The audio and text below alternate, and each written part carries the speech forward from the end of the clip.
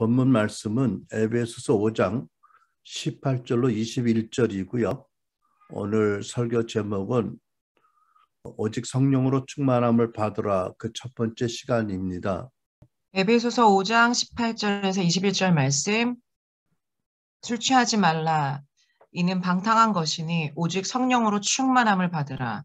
시와 찬송과 신령한 노래들로 서로 화답하며 너희의 마음으로 주께 노래하며 찬송하며 범사에 우리 주 예수 그리스도의 이름으로 항상 아버지 하나님께 감사하며 그리스도를 경외함으로 피차 복종하라. 아멘. 아멘, 아멘. 18절, 술 취하지 말라. 이는 방탕한 것이니 오직 성령으로 충만함을 받으라. 이 귀절에 충만함을 받으라라는 말씀은 어법상 현재형 명령법으로 기록되었습니다. 그러니까 항상 성령으로 충만한 상태를 현재적으로 유지하라는 명령이 있지요. 그래서 이 말씀이 신자 개인에게 주시는, 또 개인을 위하여 주신 가장 중요한 말씀 중에 하나다라고 설명되어집니다. 근데 여기에 성령 충만은 신자가 어떤 하나님의 특별한 사명으로 해서 하나님이 보내시고 또 거두어지는 그런 성령 충만이 아닙니다. 성령 충만을 하라는 명령이고 계속해서 성령 충만의 상태를 유지하도록 소멸되지 않게 하라는 명령입니다. 그런데 사실 이 말씀대로 사는 게 참 어렵다고 느껴집니다. 여러분들도 다 그런 경험이 있었겠지만 제 경우에는 예수님을 처음 믿었던 수년 동안은 돌이켜보면 정말 성령 충만했었어요. 그런데 세월이 지나고 목회를 시작한 이후에 오히려 더 성령 충만해야 되는데 때때로 일시적으로는 성령 충만했지만 그 상태가 오래 유지되지는 못했다라고 생각이 됩니다. 그리고 내가 보는 관점이, 내가 보는 것이 틀렸을 수 있고 오히려 틀리게 바라지만 거의 대부분의 신자들이 이 말씀을 순종하고 사는 것을 포기하고 있는 게 아닌가 싶어요. 정말 중요한 명령의 말씀인데도 불구하고 왜 그럴까를 생각해 보았는데 원인이 많이 있겠죠. 각 개인마다 다 다룰 수 있는데, 첫째로는 시기적으로, 시대적으로 기록된 말씀처럼 우리가 말세의 때에 가까운 시기를 살아서 그런 게 아닌가 라고도 생각됩니다. 디모데후서 5장의 말씀 있죠. 말세에 어려운 때가 올 것이다. 사람들은 자기를 사랑하고 돈을 사랑하고 잘난 척하고 교만하고 하나님을 모독하고 부모에게 순종하지 않고 감사할 줄 모르고 거룩하지 않고 무정하고 화해하지 않고 남을 헐뜯고 무절제하고 난폭하고 선한 것을 좋아하지 않고 배반하고 무모하고 자만하고 하나님을 사랑하기보다 쾌락을 더 사랑하고 경건의 모양은 있으나 경건의 능력은 인정하지 않게 될 것이다. 이 말씀대로 세상이 악해져서 그 영향력을 크리스찬도 다 받아서 성령 충만하라, 성령 충만한 상태로 살아라 이런 말씀을 살지 못하게 된 게 아닌가, 그렇게 생각이 됩니다. 잘 모르지만 우리 이전의 세대들은 아마 과거의 크리스찬들은 우리보다는 더 성령 충만을 유지하기가 좋았을 것 같아요. 그죠? 요즘은 워낙 미디어가 발달이 되어서 세상 구석구석의 모든 악한 일과 더러운 일들이 전해지니까 그런 면에서는 이전에 보다는 더 어려운 시기를 산다라고 볼 수 있을 것 같고요. 둘째로는 우리가 지난주에도 살펴보았지만 거듭나서 하나님의 자녀가 되고 신분적으로 거룩하고 온전케 된 신자들 안에 실제적으로 야고보 1장 21절, 베드로전서 2장 1절 말씀같이 거룩한 진실이죠. 모든 더러운 것과 넘치는 악이 있고 그것들을 제거하지 않았기 때문이다. 그래서 신앙의 초기에 첫사랑의 기간 동안에는 성령 충만하고 때로 큰 은혜를 받거나 또 하나님이 나타나시거나 체험할 때는 일시적으로 성령 충만을 해도 그 상태를 오래 지속하지 못한다라고 믿습니다.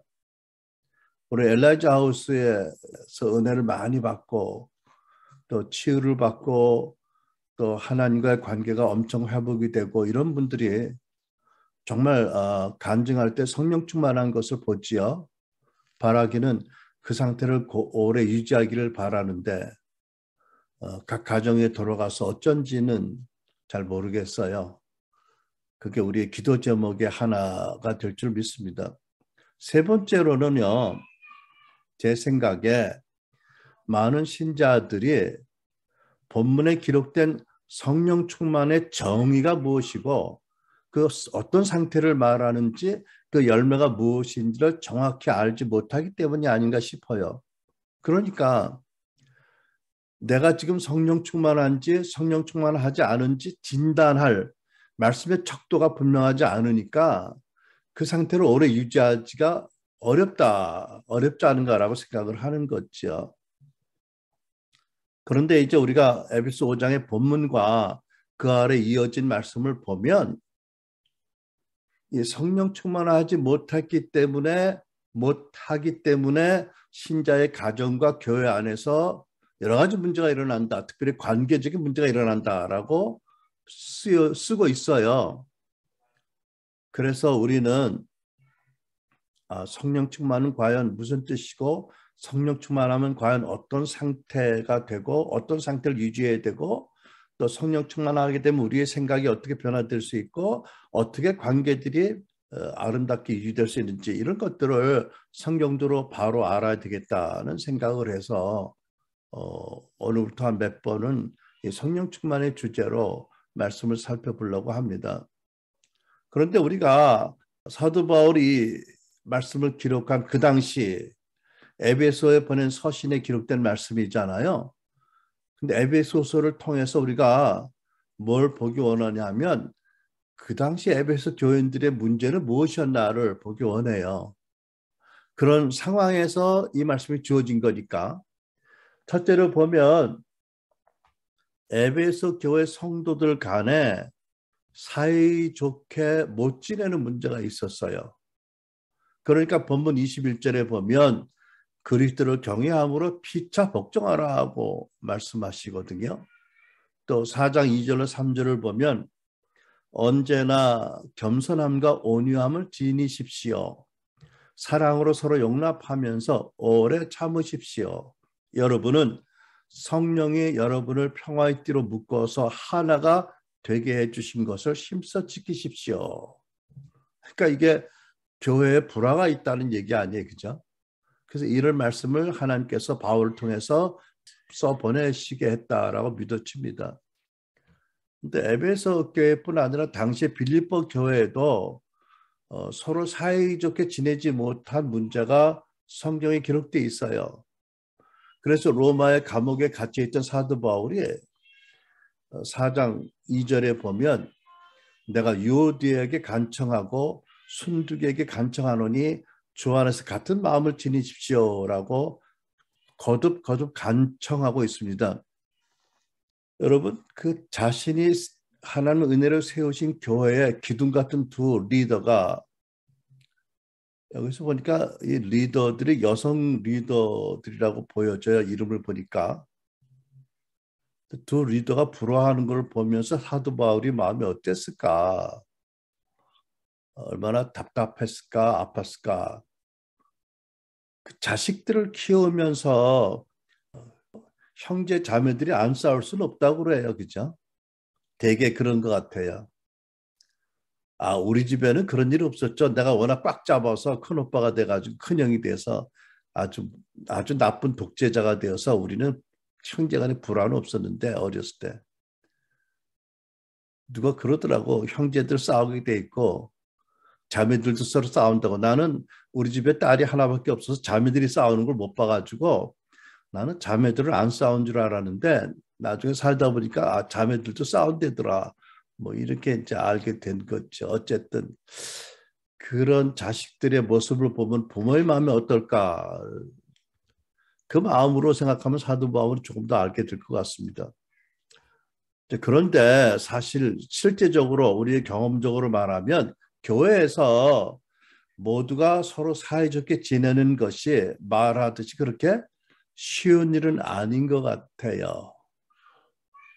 여러분 세상에 어느 집안에 어느 모임에 어느 단체에 갈등이 없고 의견 충돌이 없고 시기와 분쟁이 왜 없어요?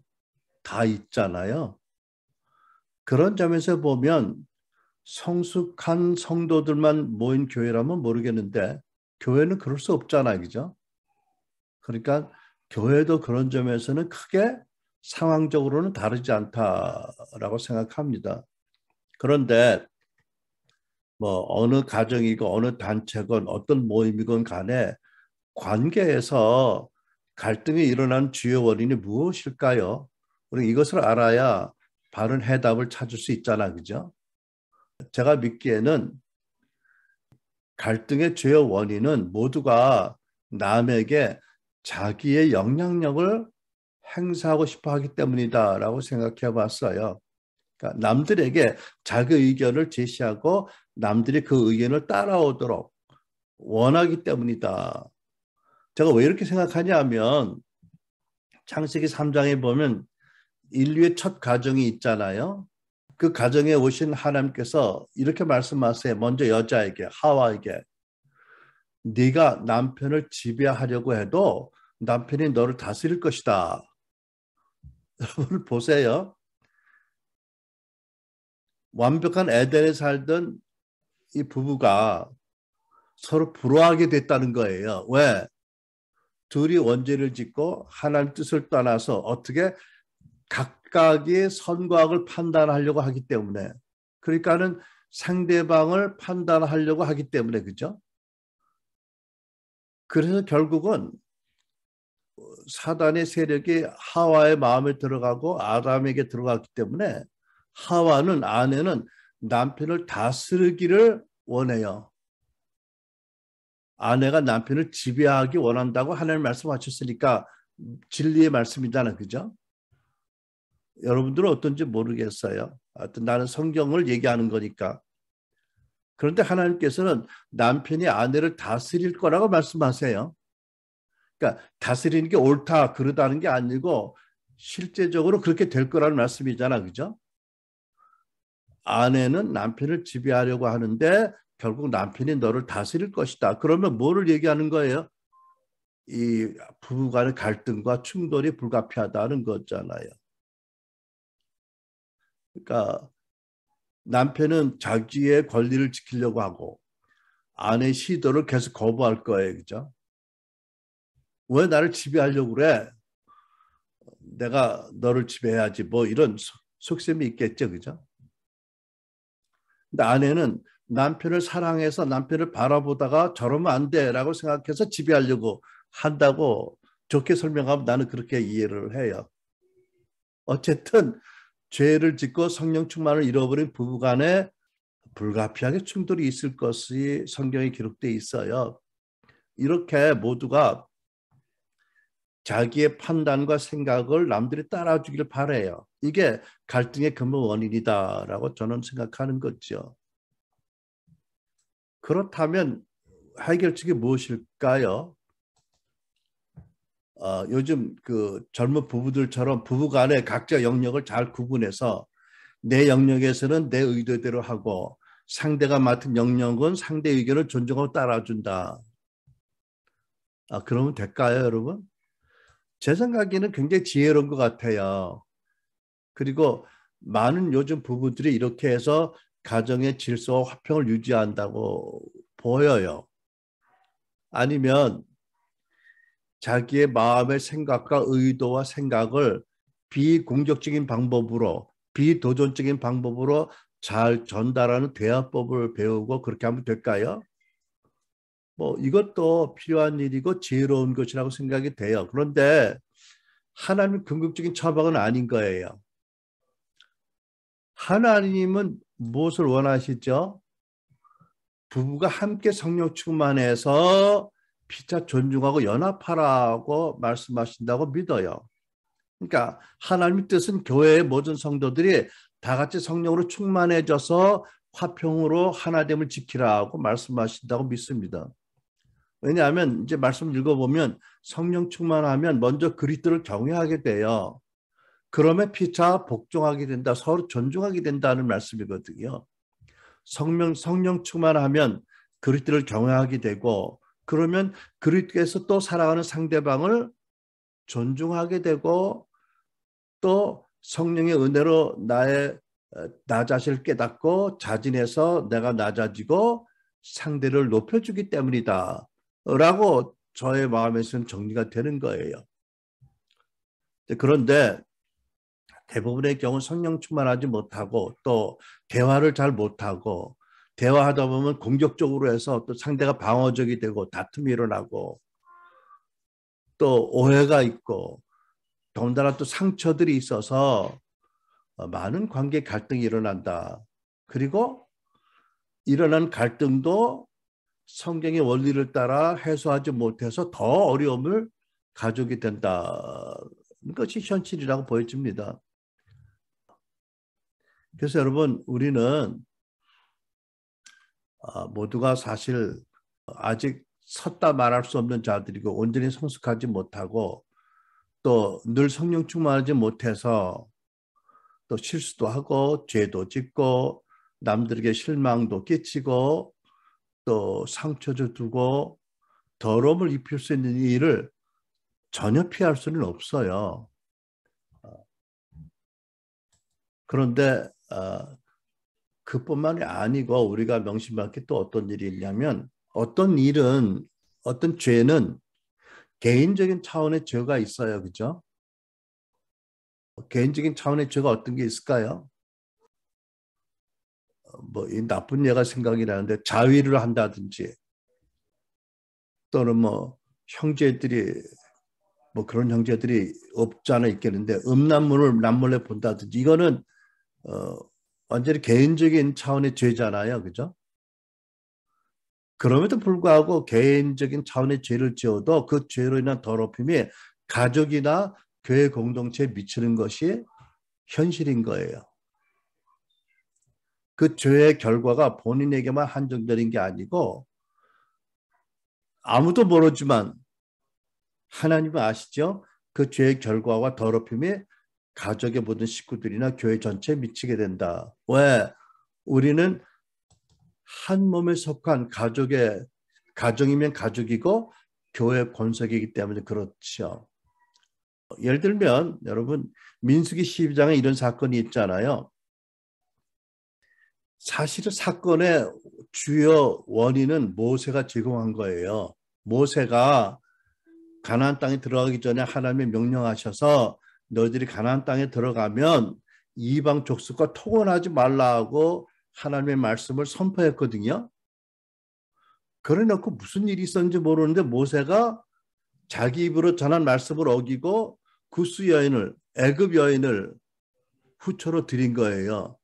그러니까 모세의 형 아론, 모세의 누나 미리암은 사실 모세의 생명의 은인 같은 존재잖아요. 나이 차이도 상당히 있고. 그러니까 이 형과 아론이 일어나서 모세를 비방했어요. 그런데 놀랍게도 하나님께서 모세를 책망하시지 않고 이 두 사람을 엄격하게 책망을 하시고 형벌을 주셨어요.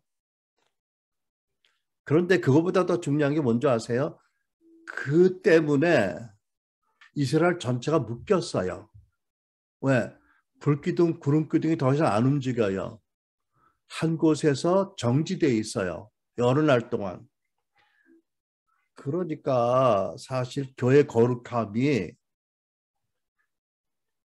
개인의 은밀한 죄 때문에 더럽혀질 수 있고 교회가 묶일 수 있다라는 것이 진리예요. 뭐 이런 진리를 깨닫는다고 은밀한 죄를 짓는 그 즐거움이 없어질지 모르겠는데 깨달을 필요는 있겠죠. 그죠? 어떨까요?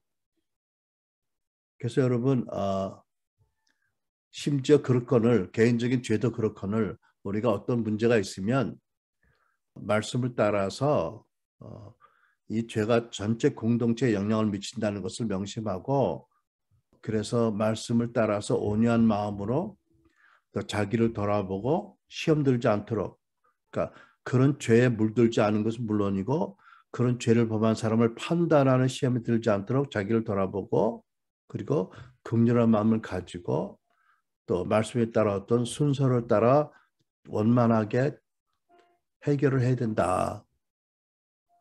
그런 것들을 우리가 알아야 될 것입니다. 다시 이제 본문으로 돌아가서 보면 에베소 교회의 성도들 간에 불화하는 일이 있었다. 사이좋게 지내지 못한 일이 있었다라고 말씀을 드렸고 이제 두 번째는 가정에도 그 당시 에베소 교회 성도들의 가정에도 불화가 있었다라는 것을 우리가 볼 수가 있어요. 그래서 에베소 5장 22절에 이런 말씀이 있잖아요. 아내들이여 자기 남편에게 복종하기를 주께 하듯하라. 25절 남편들아 아내 사랑하기를 그리스도께서 교회를 사랑하시고 그 교회를 위하여 자신을 주신 같이 하라. 근데 이 말씀이 좀 어려워요. 왜냐하면 아내는 25절을 먼저 주장할 거고 남편들이 22절을 먼저 주장할 거 아니에요. 그죠? 그거 어떻게 하면 좋아요, 여러분? 물론 여러분 둘 다 성령 충만하는 게 궁극적인 해결책이에요. 그런데 굳이 얘기를 하자면 나는 이렇게 믿어요. 먼저는 말씀을 먼저 하고 뒤에 나온 말씀은 종속적으로 보자. 이걸 여자 목사님들이 보면 또 다르게 말씀할지 몰라도 일단은 오늘은 내가 설교하는 거니까 그렇죠? 그렇지 않아? 성경에 먼저 기록된 것을 먼저 우선적으로 하고 나중에 나온 것을 후속적으로 하자. 사실은 하나님 말씀이니까 뭐 같이 해야죠, 그죠? 근데 같이 말씀을 따르려면 둘 다 성령 충만해야 된다. 그 외에는 방법이 없다는 거예요. 여러분, 아까도 설명했지만 부부간에 갈등이 생기는 이유는 하와가 그랬던 것처럼 남편을 지배하려고 하고 남편은 또 아내를 다스리려고 하다 보니까 그렇다. 그런데 이제 우리가 이것을 알아야 되는데 하나님께서는요 세상의 재판장이 아니잖아요. 그 세상에서는 교통사고 일어나도 A 측의 과실이 60%, B 측이 40%다 이렇게 책임의 경중을 따지잖아, 그죠? 그러면 부부간에 부모 자식 간에 문제가 있어. 그럼 하나님께서 오셔서 아범아 너 70% 책임 있고 아내 너는 30%야. 이렇게 말씀하실까요?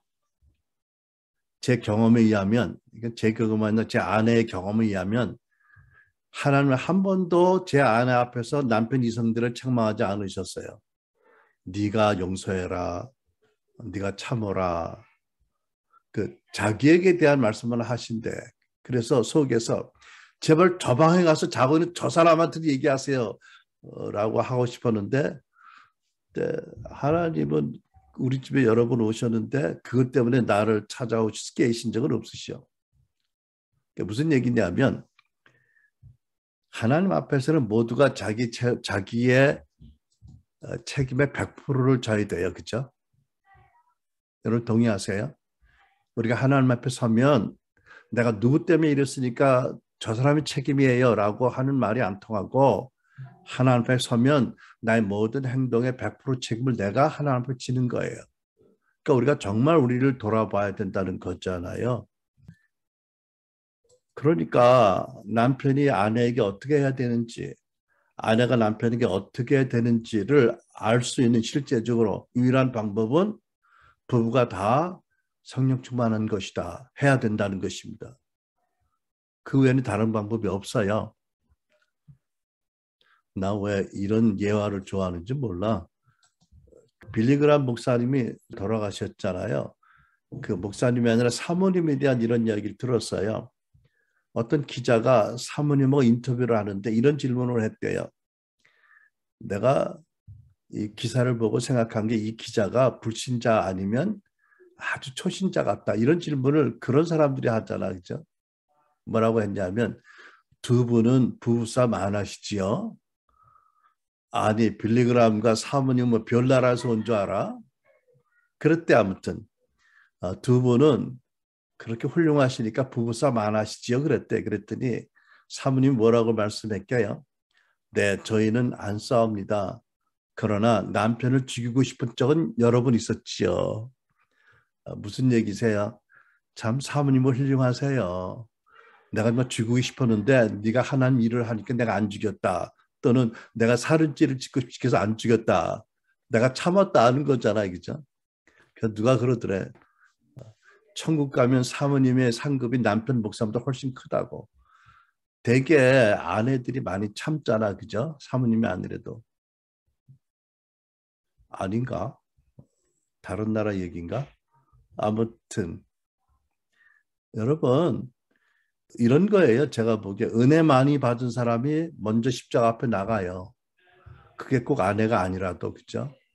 은혜 받은 사람이 십자가 앞에 나가서 용서를 선택하고 회개하고 자기를 내려놓는 거지요. 또는 뭐 어느 때는 남편이 나가고 어느 때 아내가 나가고 그러겠죠. 어느 때는 또 둘이 함께 나갈 수 있겠죠. 그죠? 그 너무 아름다울 것 같아. 하나님 보시기에 둘이 다 각각 나와서 그죠? 아무튼 이런 것을 통해서 어디를 가야 되느냐? 두 사람이 다 성령 충만해지는 것이 하나님의 해답이다. 세 번째, 에베소 교회 성도들의 가정에도 부모와 자녀들 사이에 충돌과 불화가 있었다. 그러니까 에베소 6장 1절로 4절 이런 교훈이 있잖아요. 1절, 자녀들아 주 안에서 내 부모에게 순종하라 이것이 옳으니라. 4절, 아비들아 너희 자녀를 노엽게 하지 말고 오직 주의 교훈과 훈계로 양육하라. 근데 이 말씀 보니까 또 아까의 원리와 반대의 원리가 생각이 나네. 이거는 4절이 먼저야. 그죠?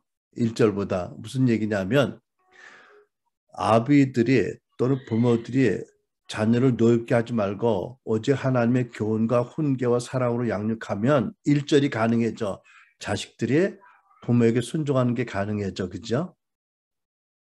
어쨌든 자녀들의 무례함, 부모의 권위에 불복종하는 문제 또는 나아가서 비행을 저지르거나 또는 부모들이 자녀에게 지나치게 혹독하거나 아니면 무관심하거나 자녀를 방치하거나 뭐 이런 일들이 그때도 있었던 거예요. 이런 일들이 그래서 심각한 고통을 일으키는 일들이 그 당시에도 있었다. 그런데 이러한 부모 자녀 간의 문제 해결도 오직 함께 성령으로 충만하게 되는 것뿐 다른 궁극적인 해결 방법은 없다. 여러분 아까도 잠시 우리 얘기 나눴는데 지난주에 엘리야 정원 TV 보셨나요? 거기 보면 그 김한이라는 형제가 24살짜리가 간증했잖아요. 그 전주에도 무슨 집사님이 나와서 간증했어요. 이분은 가정주부로서 집사님으로서의 자기의 간증을 했는데 아무튼 이 형제가 PK 목사님 아들이잖아요. 그 사람들을 자기를 굉장히 경건하다고 생각하는 자기는 굉장히 이탈을 많이 했대요. 사실. 굉장히 이탈을 많이 했는데 그 부모님이 엘리야 하우스를 다녀온 다음에 변화가 되더래요. 전에 많은 세미나를 다녔는데 뭐 갔다 와서 당분간 얼마가 그러더니 돌아가더니 이번에는 다르더래요. 군대 갔다 왔더니 부모가 가정이 완전히 분위기가 바뀌었대. 그래서 자기도 뭐가 있나 보다 관심이 있었는데 아버지가 자기가 사귀는 자매하고 너 결혼하려면 먼저 여기 갔다 와야 돼 라고 해서 왔다는 거예요. 근데 와서 자기가 얼마나 많은 죄를 오랫동안 지어왔는지를 비로소 깨닫게 된 게 너무 많았고 왜 그런 죄를 계속 목사 아들로서 짓고 있는지도 깨달아졌고 그리고 회개하고 또 용서받고 치유받고 그랬는데 정말 하나님을 만나서 한 5분 내지 10분 동안은 그냥 흐느끼면서 아버지, 아버지, 아버지라고 했다. 아버지를 처음 만났다. 그러고 나서 아버지가 나를 사랑하는 것도 느끼게 되고 정말 관계가 정말 변화되었고 정말 행복하다고 그래요.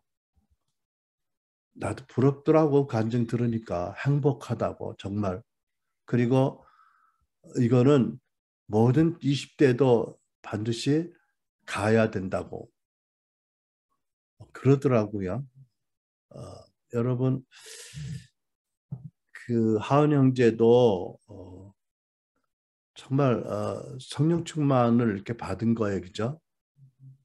그리고 엄마 아빠의 관계가 변화된 것처럼 아들로서의 엄마 아빠의 관계가 변화되었다. 너무 행복하다고 해요. 네 번째 보면 에베소 교회에 속한 그 성도들 가운데 어떤 사람은 기업을 하는 사람이 있고 어떤 사람은 기업에서 고용된 사람들이 있는데 이 두 부류 사이에 충돌의 문제가 있고 불화의 문제가 있었던 거예요.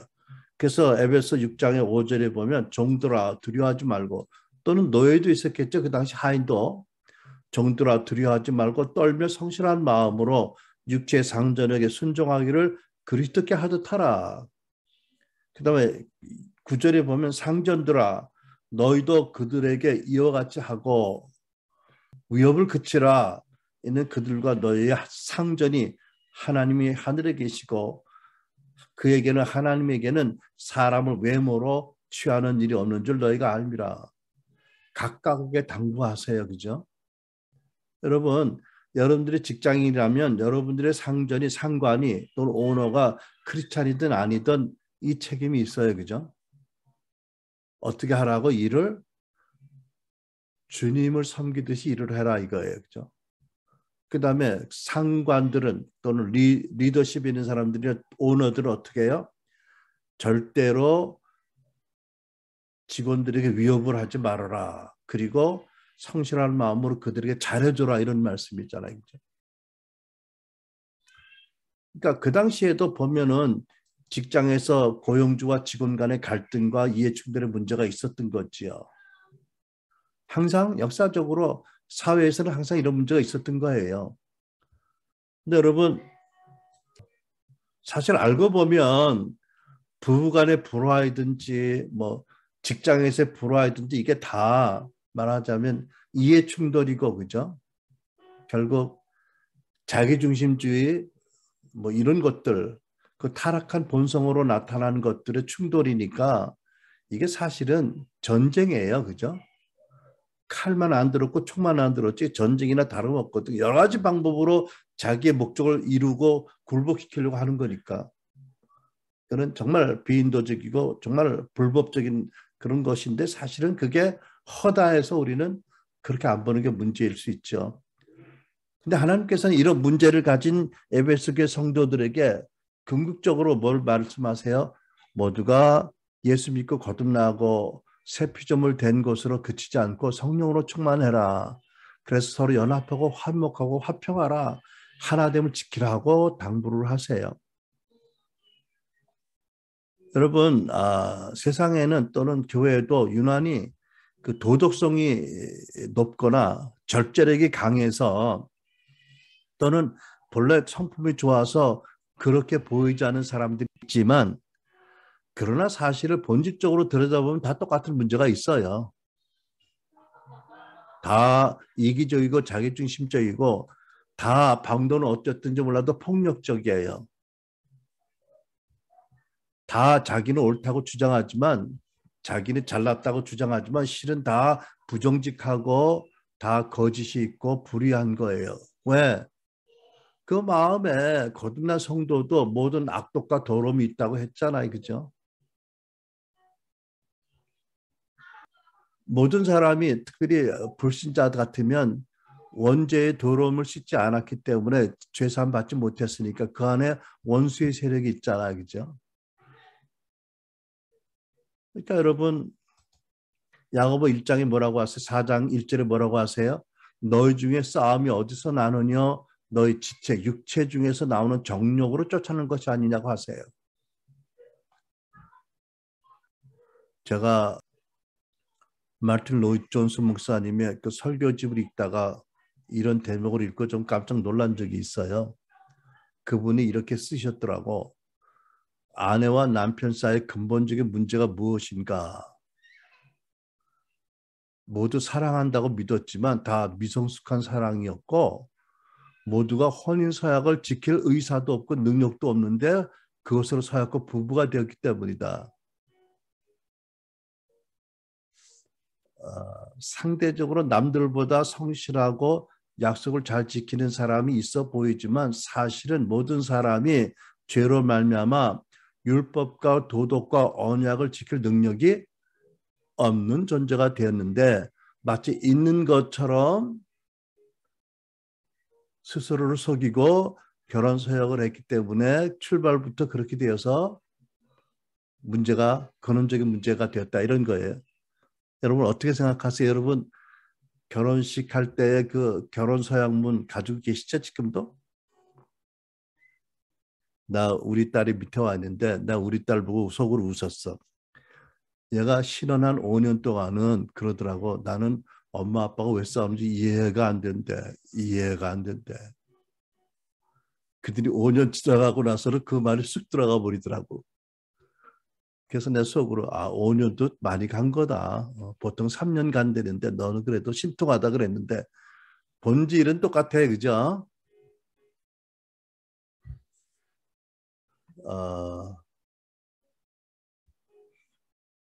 여러분 그래서 우리 죄에 빠진 인간이 예수를 믿고 새 피조물 되고 더 나가서 성령 충만하지 않는다면 최소한도 내가 읽은 에베소 성경의 말씀에 따라 어떤 누구도 도덕률을 따르고 행할 준비가 전혀 안 돼 있다는 사실을 인정해야 돼요. 고린도전서 3장 3절에 이런 말씀 있잖아요. 여러분 가운데 고린도 성도들 가운데 시기와 다툼이 있으니 여러분의 육에 속한 사람들이 아니며 사람의 악한 본성을 따라 행하는 사람들이 아닙니까? 신자이지만 너도 육에 속한 사람이고 사람들이 가지고 있는 불신자가 가지고 있는 악한 본성을 따라 행하고 있다는 거죠. 신부는 하나님의 자녀가 되었는데 이게 이제 우리의 그 모순인 거예요. 그죠? 신분과 실제가 다른 거예요. 그러니까 신분이 하나님의 온전하고 거룩한 존재가 되었고 실제가 변화되는 게 성화이고 성화의 과정 가운데 이런 내면적인 더러움과 악을 벗어버리지 않으면 때때로 드러나게 되고 복음을 가리게 되고 시험거리가 되고 상처를 주고받는다 이런 거잖아요. 그러니까 성령께서는 에베소 교인들에게 너희는 고귀한 정신을 가지고 서로 복종하라고 말씀하지 않으세요. 성령 충만하지 않고는 도무지 그 일이 불가능하다는 전제가 있기 때문이지요. 그래서 우리가 여러분 이 본문의 말씀과 같이 성령 충만을 받아서 그 모든 가정과 교회와 또 직장에서의 또 모든 관계에서 일어나는 갈등, 충돌의 문제를 근본적으로 주님의 은혜로 해결을 받는 저 여러분 되기를 축원합니다. 이제 한 가지 더 보고 싶은 대목이 있는데 그러면 성령 충만한 신자들이 나타내는 표지, 증거가 무엇인가입니다. 물론 여러분 갈라디아 5장에 보면 성령의 열매들이 있잖아, 그렇죠?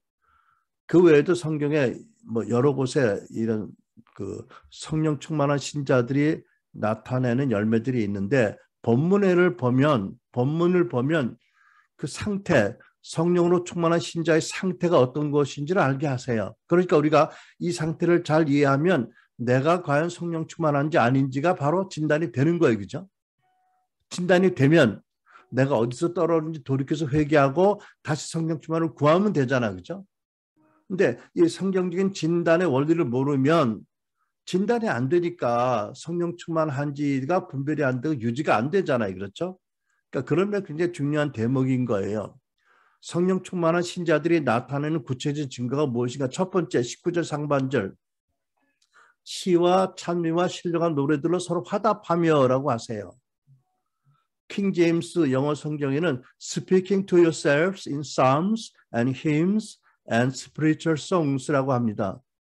시와 찬미와 신령한 노래들 가운데 서로 대화하고 이렇게 말씀하세요. 그러니까 여러분 시와 찬미와 신령한 노래라는 것은 그 당시 초대교회 예배 분위기와 환경을 묘사한 표현이에요. 서로 화답하며 speaking to yourself 서로 대화하는 것은 무슨 뜻입니까? 이렇게 예배 드리고 모여서 서로 예배 드리고 대화하고 교제하는 걸 말하는 거거든요. 그러니까 성령 충만한 이들은 예배에 참여하는 데 열심히 있을 뿐 아니라 예배를 마치고도 서로 교제를 즐거워하고 또 서로 대화하는 사람이다. 이런 거잖아요. 그죠? 여러분 동의가 되세요? 여러분 성령님은 사랑의 하나님의 영이시잖아요. 그러니까 성령 충만한 것은 다른 말로 말하면 하나님의 사랑이 내게 부어져 충만하다는 거잖아요. 그러니까 하나님의 사랑이 나에게 충만하지만 어떻게 돼? 같은 성도들에게 사랑을 느끼고 관심을 갖게 되고 찾아가서 대화 나누고 교제하는 걸 기뻐하지 않겠어요? 그죠? 불신자였을 때 남에게 참으로 냉담하고 무관심했던 사람들도 믿고 거듭나서 성령 충만 받으면 어떻게 된다고? 교인들에게 남들에게 관심을 가지게 돼요. 왜? 성령의 사랑이 충만해지니까. 그죠? 그러니까 문 하나를 묻고 대화하는 것을 좋아하는 거지요. 제가 여전히 좀 차가운 면이 있지만 기질상 저는요 예수 믿기 전에 나와 상관없는 사람은 쳐다도 안 봤어. 나는요. 사실은 그 이상이죠. 나는 사람들을 볼 때 기가 막히게 그 사람의 약점을 잘 찾아내.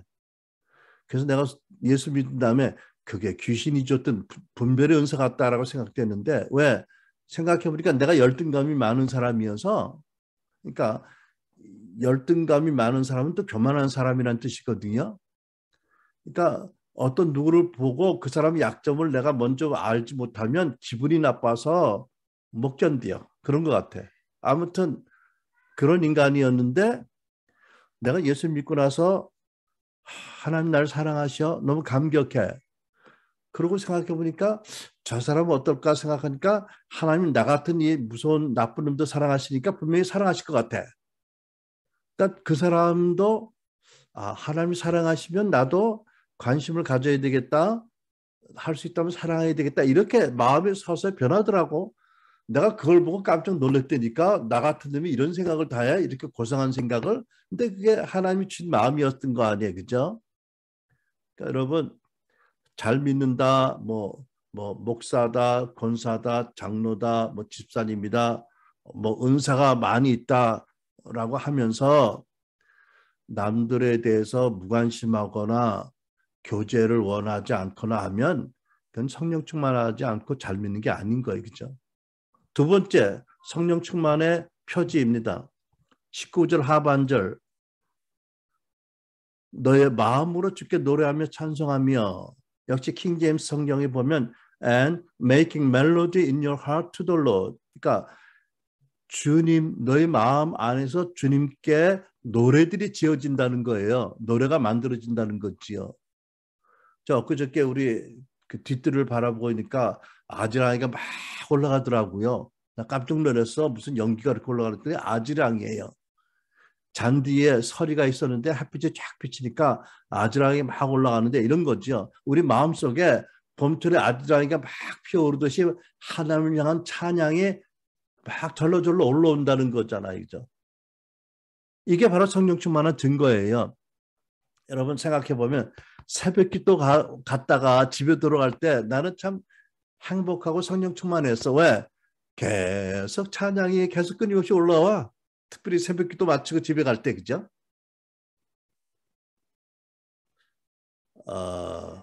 왜냐하면 성령은 하나님의 영광을 나타내시는 분이잖아요. 그죠?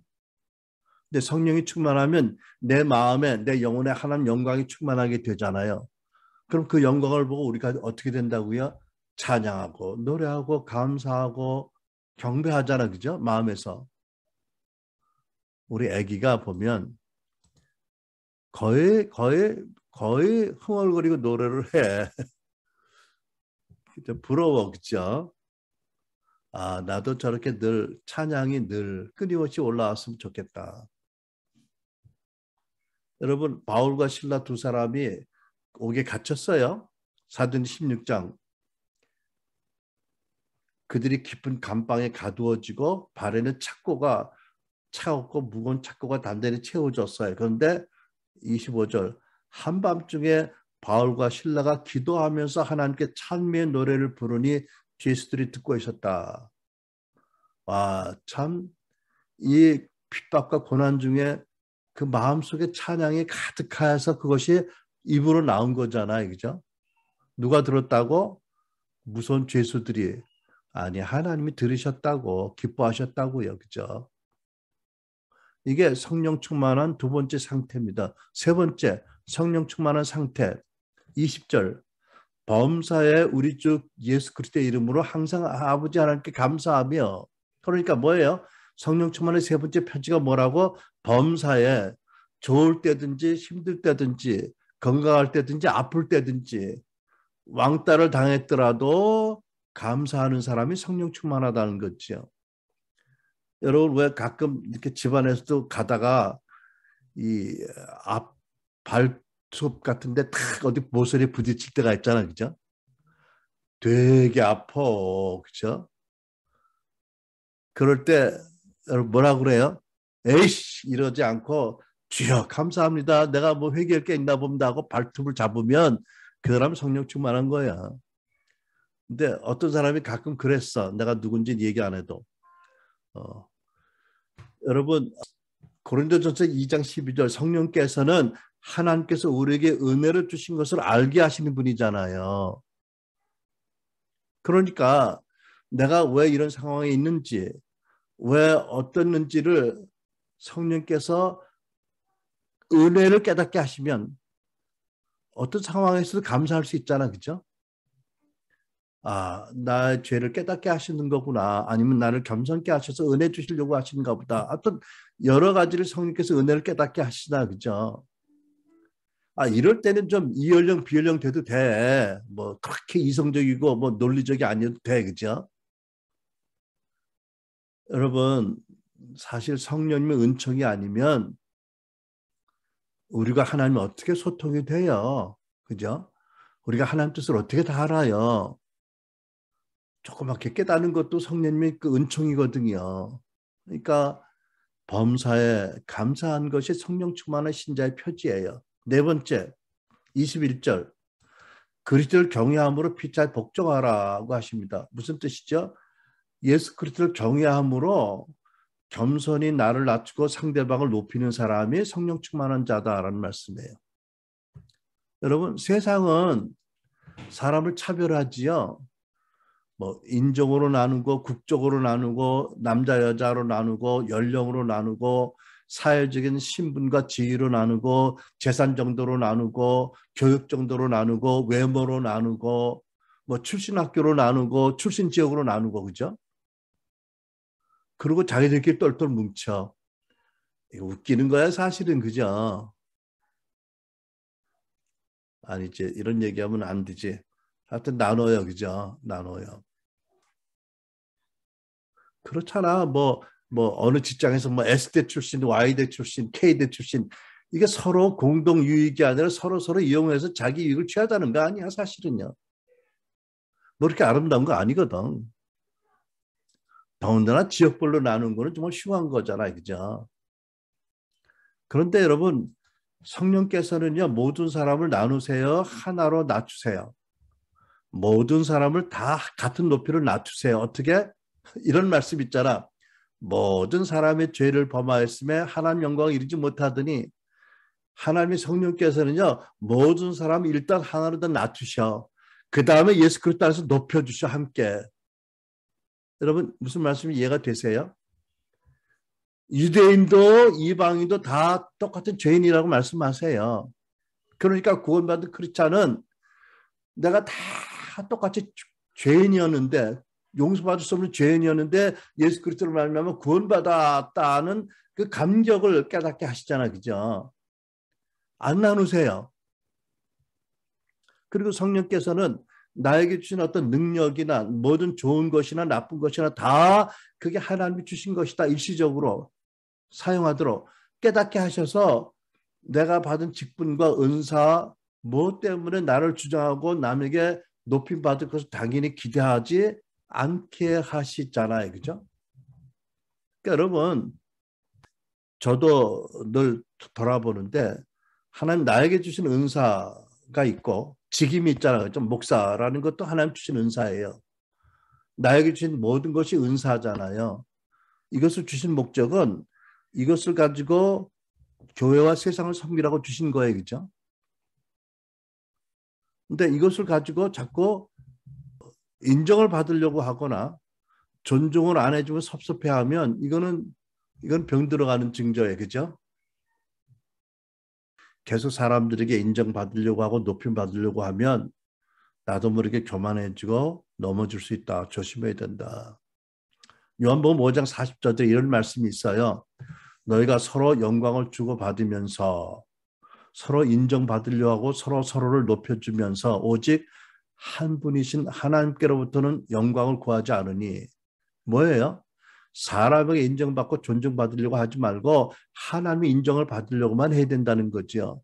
그렇지 않고 서로 영광을 주고받는 일을 하다 보면 어떻게 믿을 수 있느냐 이러세요. 어떻게 그러면서 하나님을 믿을 수 있느냐 이런 말씀이잖아요. 그죠? 이거 생각해 보면 좀 떨리는 말씀이에요. 그러니까 여러분, 교회에서 뭐 내가 부자다, 이쁘게 잘났다, 뭐 은사가 많다, 뭐 이런 것으로 자기를 높이는 사람은 결코 뭐가 아니다. 성령 충만한 신자가 아니다. 여러분, 지금 내가 여러분 각자가 성령 충만한지 아닌지 이 말씀으로 돌아보시기 바랍니다. 성령 충만한 신자는 예배와 성도의 교제에 열심히 있다. 성령 충만한 신자는 마음에 늘 찬양이 올라온다. 성령 충만한 신자는 어떤 일에도 감사하는 마음을 잃지 않는다. 성령 충만한 신자는 그리스도를 경외함으로 자기를 낮추고 남들을 높여서 바른 관계를 유지할 수가 있게 된다. 4개 중에 몇 개예요? 다예요? 다 아닌가요? 기도하겠습니다. 우리 기도하면서 하나님 앞에 우리의 모습을 고백하고 성령 충만을 회복해 달라고, 성령 충만 은혜를 달라고 같이 기도하겠습니다. 우리 다 같이 통성으로 기도합니다. 아멘.